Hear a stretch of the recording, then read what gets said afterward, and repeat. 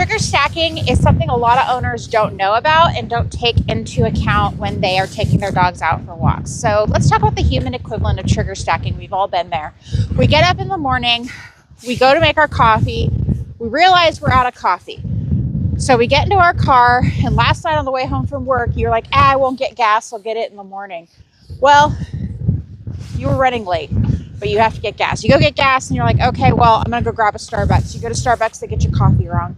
You go to work, the whole day is just crap. Like everything that could go wrong is going wrong.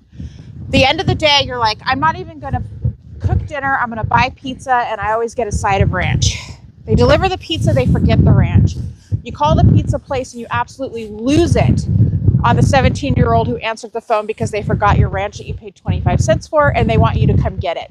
You just lose it. And normally you're a very even-keeled person. It would not lose it on somebody's kid over something so minuscule.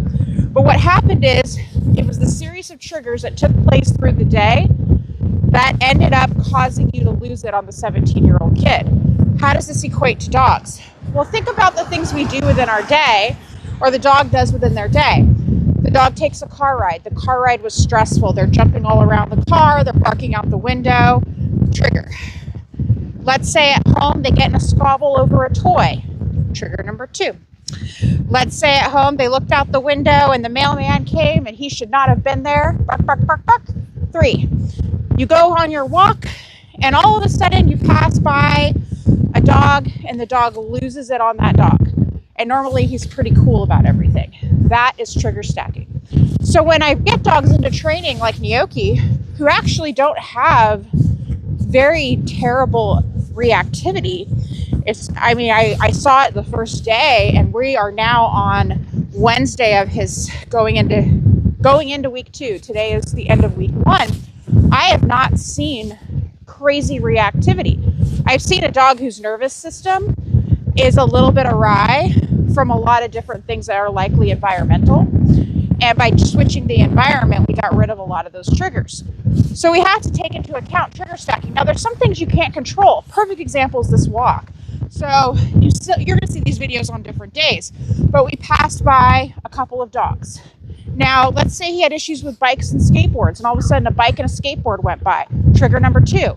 Then all of a sudden we hit another dog, which is a kind of trigger. He might get upset with that other dog because he was still stressed out from the previous triggers.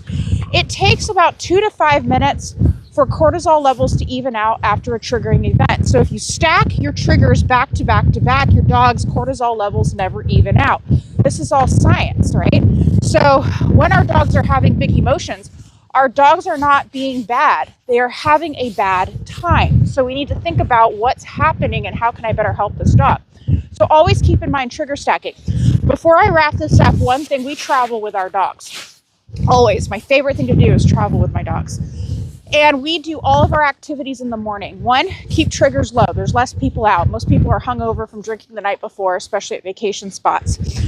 We go out early and we tuck the dogs in and we're done with our day after lunch. We let the dogs chill. We don't overschedule them to where that they are just so irritated by the end of the day, especially if I'm flying. If we have a fly day with one of the dogs, nothing else is planned for that day except going to the hotel and resting and letting that dog decompress from the flights. So again, another thing to think about is scheduling your day to avoid overscheduling the dog and presenting triggers to them. Let me know if you have any questions.